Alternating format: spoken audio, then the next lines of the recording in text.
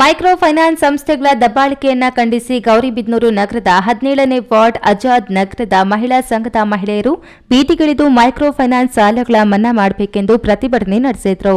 ಸಂಘದ ಸದಸ್ಯ ರಬಿಯಾ ಮಾತನಾಡಿ, ಕಳೆದ 10 ವರ್ಷಗಳಿಂದ ಸಂಘಗಳು ನಡೆಯುತ್ತಿದೆ. ಒಂದು ಸಂಘದ ಸಾಲ ತೀರಿಸಲು ಇನ್ನೊಂದು ಸಂಘದಲ್ಲಿ ಸಾಲ ತೆಗೆದುಕೊಂಡು ತೀರಿಸಬೇಕಾದ ಪರಿಸ್ಥಿತಿ ನಿರ್ಮಾಣವಾಗಿದೆ. ನಮಗೆ ಜೀವನ ಮಾಡಲು ಆಗ್ತಿಲ್ಲ.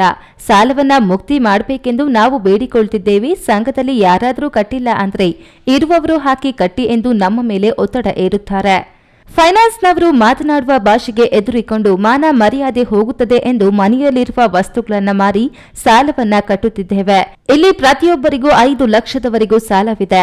ಬೆಳಗಾದ್ರೆ ಸಂಘಗಳ ಕಾಟ. ಕೂಲಿ ಕೆಲಸಕ್ಕೆ ಹೋಗಿ ದುಡಿದು ಸಂಘಗಳಿಗೆ ಕಟ್ಟುತ್ತಿದ್ದೇವೆ. ಸಂಘಗಳಿಗೆ ಹಣ ಕಟ್ಟುವುದಕ್ಕೆ ಹೆಣ್ಣು ಮಕ್ಕಳು ಮಾಡಬಾರ್ದ ಕೆಲಸಗಳು ಮಾಡ್ತಿದ್ದಾರೆ ಎಂದು ಅಳಲು ತೋಡಿಕೊಂಡರು. ನಾವು ಬೆಳಗ್ಗೆ ಸಂಘ ಇದೆ ಸರ್, ನಾಳೆ ಆಶೀರ್ವಾದನ ಸಂಸ್ಥೆ ಯಾವುದೋ ನಾಳೆ ಬೆಳಗ್ಗೆ ಇದೆ, RBL ಸಂಘ ಇದೆ. ಅದು ಇವಾಗ ಯಾರ ಕೈಲೂ ಕಟ್ಟೋದಕ್ಕೆ ಆಗ್ತಾ ಇಲ್ಲ. ಇವಾಗ 3 ದಿನದಿಂದಾನೇ ಸಾಲ ಮಾಡಿ ಅವ್ರ ಹತ್ರ ಎಲ್ಲ ಇಸ್ಕೊಂಡು ಎಲ್ಲಾರ ಹತ್ರನೂ ಇಸ್ಕೊಂಡು ಸಂಘಗಳು ಕಟ್ಟಿ ಸಾಲಗಳು ಮಾಡೇ ಕಟ್ತಾ ಇರೋದು. ಎಲ್ಲರೂ ವರ್ಷಾನ್ಗಟ್ಲೆ 10 ವರ್ಷದಿಂದ ಸಂಘಗಳು ನಡೀತಾ ಇದೆ. ಅಲ್ಲಿ ಸಾಲ ತಗೊಂಡು ಇಲ್ಲಿ ಸಂಘ ಕಟ್ಟೋದು, ಇದಕ್ಕೆ ಸಂಘ ತಗೊಂಡು ಸಾಲಗಳು ಕಟ್ಟೋದು, ಅದೇ ಆಗೋಗಿದೆ ಎಲ್ಲರ ಜೀವನಗಳು. ಇವಾಗ ನಮ್ಗೆ ಏನಾಗ್ತಾರೆ, ನಮ್ಗೆ ಯಾರಿಗೂ ಕಟ್ಟಕ್ ಆಗ್ತಾ ಇಲ್ಲ. ಇನ್ನೊಂದೇನು ಅಂತಂದ್ರೆ ಕಟ್ಟಕ್ಕಾಗಲ್ಲ ಅಂತ ನಿಲ್ಲಿಸ್ಬಿಡ್ಬೋದು ನಾವು. ಯಾಕಂದ್ರೆ ಲಾಕ್ಡೌನ್ ಅಲ್ಲಿ ಎಲ್ಲರೂ ತುಂಬಾ ಕಷ್ಟ ಬಿದ್ದಿದ್ದಾರೆ. ಬಡ್ಡಿಗೆ ಬಡ್ಡಿ ಹಾಕಿ ತುಂಬಾ ಕಷ್ಟನೂ ಬಿದ್ದಿದ್ದಾರೆ. ಇವಾಗ ಆ ಬಡ್ಡಿನೂ ಬರಬಾರ್ದು, ನಮ್ಗೆ ಅಸಲು ಇರಬಾರ್ದು. ಅಸಲಿದೇನೆ ಬಡ್ಡಿ ಹಾಕೋದು. ನಮ್ಗೆ ಅಸಲು ಸಮೇತ ಎಲ್ಲ ಮುಕ್ತಿ ಮಾಡ್ಕೊಡ್ಬೇಕಂದ್ರೆ ನಮ್ಗೆ ಯಾವ ಸಂಘಗಳು ಕಟ್ಟಕ್ ಆಗಲ್ಲ. ಆದ್ರಿಂದ ನಮಗೆ ಮುಕ್ತಿ ಕೊಡ್ಸ್ರಿ ಅಂತ ನಾವು ನಿಮ್ಮ ಹತ್ರ ಕೇಳ್ಕೊಂತಾರ ಇರ್ಬೇಕು. ಯಾಕಂದ್ರೆ ಇವಾಗ ಸಾಯೋ ಪರಿಸ್ಥಿತಿಯಲ್ಲಿ ಇದ್ದಾರೆ ಎಲ್ಲರೂ. ಸತ್ತ ಹೋಗಿದ್ದಾರೆ. ಹಾಗೆ ಕಟ್ಟಿದೀವಿ. ಎಕ್ಸಾಂಪಲ್ ಮಂಗಳವಾರ ಬುಧವಾರ 8-9 ಜನ ಕಟ್ಟಿಲ್ಲ. ಅದೆಲ್ಲ ನಾವುಗಳು ಹಾಕಿ ಕಟ್ಟಬೇಕು ಅಂತ ಅವ್ರು ನಮ್ಗೆ ಜಾಸ್ತಿ ಫೋರ್ಸ್ ಮಾಡ್ತಾರೆ. ಇವಾಗ ನಮ್ಮ ಕೈಲಿ ಕಟ್ಟಕ್ ಆಗಲ್ಲ. ನಾವೆಲ್ಲಿಂದ ಕಟ್ಟಬೇಕು? ಅದಕ್ಕೋಸ್ಕರ ಹೇಳ್ತಾರೋ ನಮ್ಗೆ ಸಂಘದಿಂದಾನೇ ಮುಕ್ತಿ ಕೊಡಿಸಿ. ನಗರಸಭೆ ಸದಸ್ಯ ಹಾಗೂ ವಾರ್ಡಿನ ಕಾರ್ಪೊರೇಟರ್ ರಫೀಕ್ ಮಾತನಾಡಿ, ಈ ಭಾಗದ ಮಹಿಳೆಯರು ನನ್ನ ಬಳಿ ಬಂದು ನಮಗೆ ಸಂಘಗಳು ಕಟ್ಟಲು ಆಗುತ್ತಿಲ್ಲ, ಸಾಲ ಮಾಡಿದ್ದಾರೆ, ಈಗ ಕಟ್ಟಲು ಅವರಿಗೆ ಆಗುತ್ತಿಲ್ಲ.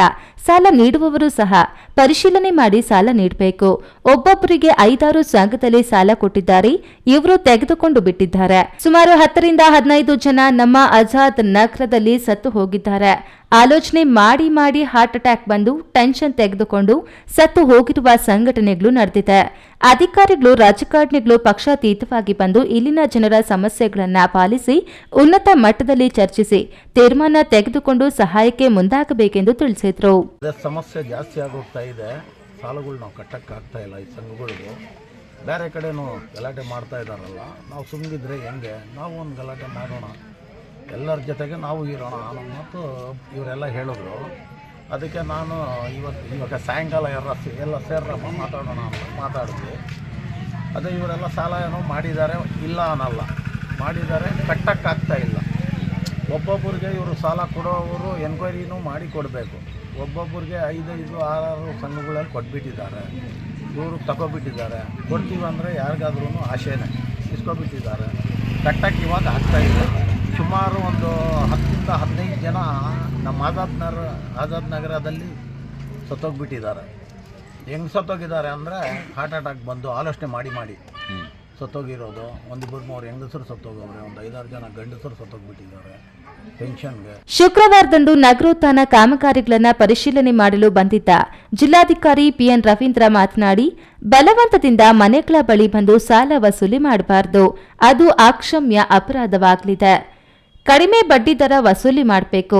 ವಿನಾಕಾರಣ ತೊಂದರೆ ಕೊಟ್ಟರೆ ಈಗಾಗಲೇ ಸಹಾಯವಾಣಿಗಳು ತಡೆದಿದ್ದು ಕೂಡಲೇ ದೂರುಗಳನ್ನು ದಾಖಲಿಸಬಹುದು ಎಂದು ತಿಳಿಸಿದರು. ನಾವು ಏನು ಸರ್ಕಾರ ನೀತಿ ನಿಯಮಗಳನ್ನು ಈಗ ರೂಪಿಸ್ತಾ ಇದೆ, ಅದು ಬಂದ ಮೇಲೆ ನಾವು ಆ ಪ್ರಕಾರ ನಾವು ಕ್ರಮಗಳನ್ನು ತೆಗೆದುಕೊಳ್ತೀವಿ. ಅದು ಬರೋಕ್ಕಿಂತ ಪೂರ್ವದಲ್ಲಿ ಮೈಕ್ರೋ ಫೈನಾನ್ಸ್ಗಳು ಸ್ವಲ್ಪ ಎಚ್ಚರಿಕೆಯಿಂದ ಜನರು, ನೀವು ಸಾಲ ಕೊಟ್ಟಿದ್ದೀರ ಇಲ್ಲ ಅಂತಲ್ಲ, ಆದರೆ ಸಾಲವನ್ನು ವಾಪಸ್ ಪಡಿಬೇಕಾದ್ರೆ ಅದಕ್ಕೆ ಅದರದೇ ಆದಂಥ ಒಂದು ಮಾರ್ಗಸೂಚಿ ಇದೆ. ಹಾಗಾಗಿ ಬೆಳಿಗ್ಗೆ 9 ಗಂಟೆ ಮೇಲೆ ಮತ್ತು ರಾತ್ರಿ ಸಂಜೆ 6 ಗಂಟೆ ಒಳಗಡೆ ನೀವು ಅವ್ರನ್ನ ನಿಯಮಾನುಸಾರ ಸಾಲ ಕೇಳಲಿಕ್ಕೆ ಏನಿದೆ ಆ ಥರದಲ್ಲಿ ನೀವು ಕೇಳಿ. ಅದು ಬಿಟ್ಟು ಅವರನ್ನು ವೈಯಕ್ತಿಕವಾಗಿ ನಿಂದನೆ ಮಾಡೋಂಥದ್ದು, ಅವ್ಯಾಚ್ಯ ಶಬ್ದಗಳಿಂದ ಅವರಿಗೆ ನಿಂದಿಸ್ತಕ್ಕಂಥದ್ದು, ಹಾಗೆಯೇ ಒಂಥರ ಬೆದರಿಕೆಯನ್ನು ಹಾಕ್ತಕ್ಕಂಥದ್ದು ಇದ್ಯಾವುದು ಕೂಡ ಕಾನೂನಿಗೆ ತರವಲ್ಲದ ರೀತಿಯಲ್ಲಿ ವರ್ತಿಸಬಾರ್ದು. ಪ್ರದೀಪ್, ಈ ನ್ಯೂಸ್ ಟಿವಿ, ಗೌರಿಬಿದನೂರು.